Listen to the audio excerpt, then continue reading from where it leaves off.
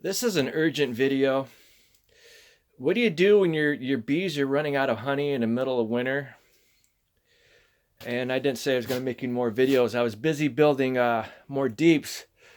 I got these all cut. I'm ready to put them together. And this was one pickup load of 2x12s, and I'd planned on going back to Home Depot to get more. For a 10-foot 2x12, I paid $17 and change, and then when I went back a couple weeks later and I checked on the internet, it went up to 19 something. But when I got to the actual store, because I checked in the morning before they opened, the actual price was $22 and change. So the 2x12s, 10 foot long, it jumped $5, and it's no longer economical for me to cut and make them. I'm better off paying a few dollars more for each deep and buying them already pre-made from somebody else. I like 7/8, and the only place I can get 7/8 is Better Bee. So I just want to let you know, you can make stuff, but if the prices get too high and this increase is ridiculous, it's not really beneficial. You got your time involved in that to actually make it. Maybe it's cheaper to actually buy it. So, but anyway, about the honey, I've got 5 supers of honey left. See, the most of them are pretty full. May not be completely full. That's all I've got, and here it is. January 15th, or about 2 more months before it's going to warm up enough where the bees can actually go out and collect stuff from trees. Now this is the issue. Yesterday it was fairly warm, almost 40, and the bees were doing cleansing flights, and I probably could have done something. They were moving around, and then when you get your bees up in the top of the hive, you really don't want them up there. Sometimes bees don't do what you want them to do, because these, well, most of them, I fed syrup towards the end of fall, the ones I brought back, and you feed them syrup until it gets too cold, and then it's too cold to actually check to see how much syrup is in the deeps. But I did go through and I checked all the supers and made sure they were all full of honey, because I had extra medium frames left over.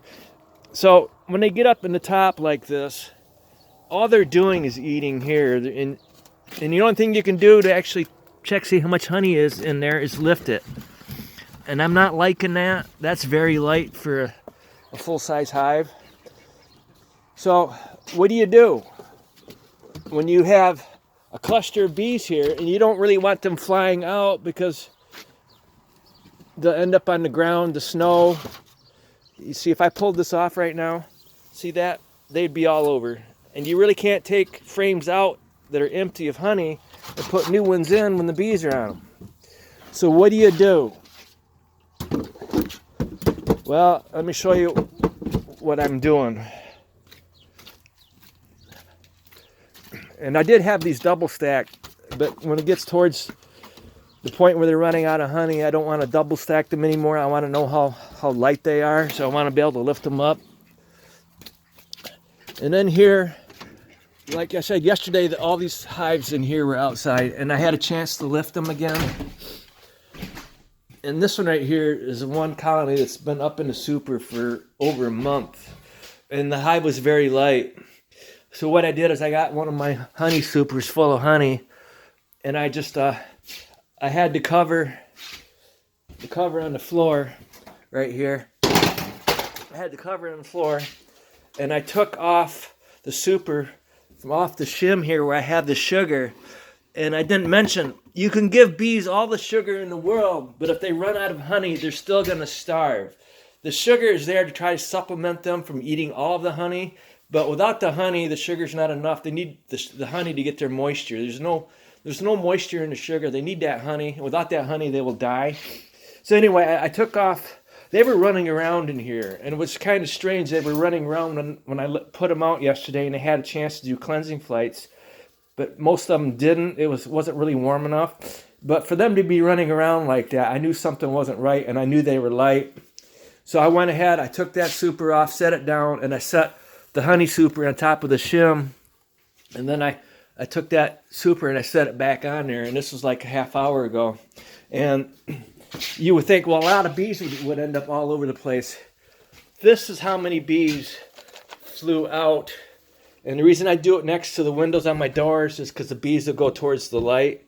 and I can gather them up easily. If I did this back over there in the corner, I'd have bees all over, because between here and the window, they'd be here and there. But when you do it right next to the window, they normally go right here to the window and then down on the floor. So they're easy to clean up or pick up. And that's all it was that came out. And all I got to do to get them in there is just lift this up when I'm done with the video.